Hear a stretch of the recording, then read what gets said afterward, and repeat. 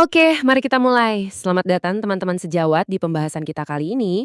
Hari ini kita bakal membedah satu topik yang jujur aja, kelihatannya gampang tapi sering banget bikin kita terkecoh pas uji kompetensi atau UKOM nurse. Ya, kita ngomongin etik dalam keperawatan gerontik. Di pembahasan ini, kita nggak cuma ngopalin teori, tapi kita bakal melatih insting klinis kalian. Jadi kalian nggak cuma siap tempur di ujian nanti, tapi juga siap jadi perawat profesional yang tangguh di dunia nyata. Biar pembahasan kita kali ini efektif dan nggak ngebosenin, kita bakal pakai gaya interaktif. Kita bakal langsung terjun ngebahas 5 kasus gerontik. Kasus-kasusnya simple kok, masuk kategori mudah, tapi ini langganan banget keluar di ujian.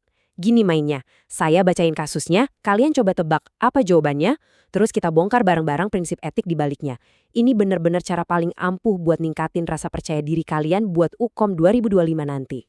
Oke, kita langsung masuk ke kasus pertama. Coba bayangin situasinya ya. Ada pasien laki-laki, usianya 60 tahun. Dia lagi dirawat di hari kedua di ruang penyakit dalam karena kanker pankreas stadium 4. Pasiennya ngeluh, nggak nafsu makan, mual, perutnya kembung, dan sakit perut. Nah, kondisi aslinya ini cuma diketahui sama istrinya aja. Tapi tiba-tiba ada anggota keluarga lain yang datang dan maksa perawat buat ngasih tahu kondisi pasien yang sebenarnya. Di sini perawatnya dengan tegas nolak buat ngasih tahu.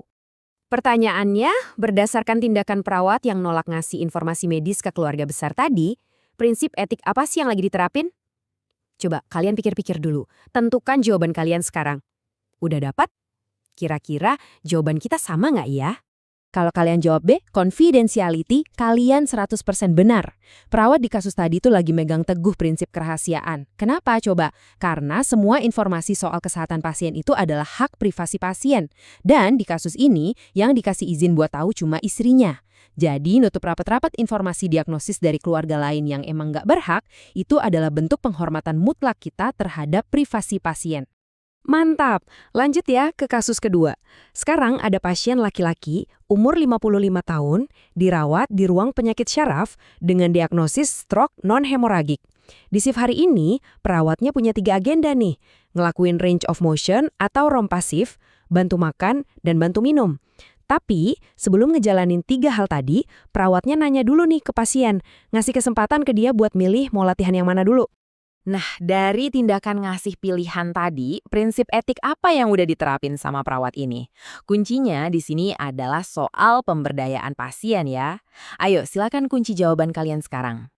Nah, hal yang benar-benar menarik di sini adalah jawabannya C, autonomy atau otonomi.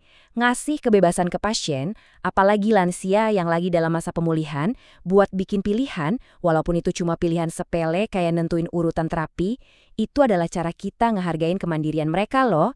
Kita benar-benar menghargai hak mereka buat nentuin nasibnya sendiri terkait asuhan keperawatan yang mereka terima. Oke, kita masuk ke kasus ketiga.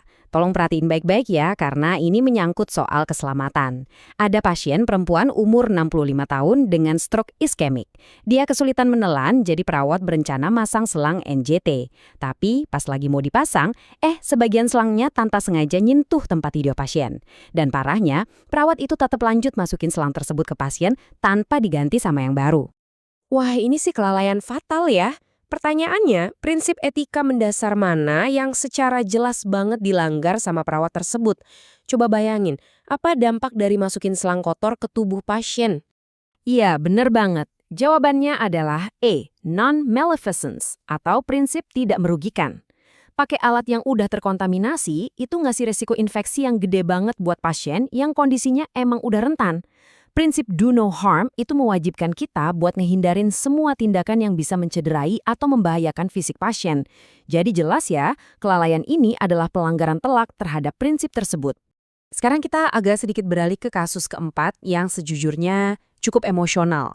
Ada pasien bapak-bapak umur 78 tahun, dirawat karena gagal jantung grade 4. Dalam kondisi sadar dan kompeten, beliau bilang kalau beliau udah siap meninggal. Beliau ngerasa bakal lebih bahagia bisa ketemu Sang Pencipta dan dengan tegas nolak semua bentuk tindakan medis apapun. Gak lama setelah itu kesadaran pasien menurun dan dia ngalamin henti jantung. Terus, perawatnya tetap ngelakuin resusitasi jantung paru atau RJP. Padahal sebelumnya pasien udah nolak. Jadi, poin krusialnya di sini adalah ada konflik batin yang kuat antara insting kita sebagai perawat buat nyelamatin nyawa berbenturan sama keinginan mutlak dari pasien. Menurut kalian, prinsip etik apa yang dilanggar oleh perawat pada kasus ini? Jawaban yang tepat itu C, autonomi. Teman-teman harus ingat, otonomi itu nggak cuma sebatas milih menu makanan atau jadwal terapi, tapi juga mencakup hak pasien buat nolak pengobatan bahkan di detik-detik akhir hayatnya. Kalau ada pasien lansia yang secara kognitif masih kompeten dan udah bikin keputusan end of life yang jelas, maksain intervensi medis kayak RJP itu termasuk pelanggaran etik. Karena apa? Karena kita mengabaikan hak penentuan nasib pasien itu sendiri. Oke, kita sampai di kasus kelima. Kasus ini sering banget nih kita temuin di masyarakat. Ada laki-laki umur 60 tahun punya hipertensi. Sebenarnya gejalanya gampang dikendaliin kalau dia rajin minum obat medis. Tapi pasien ini nolak obat medis dan kekeh mau pakai terapi komplementer tradisional yang emang udah turun-temurun di keluarganya. Ngadepin situasi kayak gini, perawatnya ngizinin pasien pakai terapi itu, asalkan tekanan darahnya tetap rutin dikontrol dan dipantau sama petugas kesehatan. Nah, buat kasus kelima ini, prinsip etik apa sih yang diaplikasiin sama perawat tersebut? Silakan dipikir-pikir lagi, difinalisasi tebakannya ya. Dan jawabannya balik lagi ke C, otonomi. Loh, kok bisa?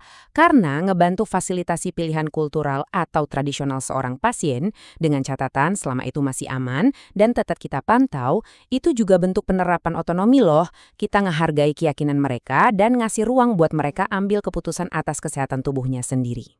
Dan ini benar-benar mengilustrasikan dengan sangat baik kalau prinsip etik itu luar biasa dinamis. Nah, sekarang saatnya buat tantangan akhir. Kasus keenam ini nggak akan saya kasih jawabannya, kalian yang harus mecahin sendiri. Dengerin ya, ada pasien lansia usia 65 tahun dengan penyakit TB paru. Perawatnya duduk bareng beliau dan dengan gamblang, jujur dan komprehensif ngejelasin semua resiko, akibat, dan gimana perjalanan penyakit ini ke depannya. Nah, pertanyaannya, prinsip etik apa yang lagi diterapin sama perawat ini? Seperti yang saya bilang tadi, saya nggak bakal ngasih tahu jawabannya di sini. Kira-kira apakah ini veracity tentang kejujuran? Atau beneficence tentang berbuat baik? Atau jangan-jangan hal lain? Saya nantang kalian buat diskusi dan berdebat secara sehat. Langsung aja, drop jawaban dan rasionalisasi kalian di kolom komentar di bawah sekarang juga ya.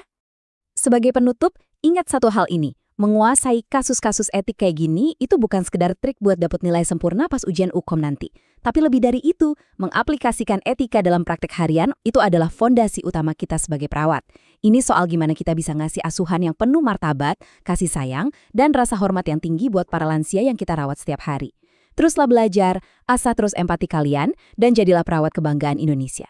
Sampai jumpa di pembahasan materi seru berikutnya.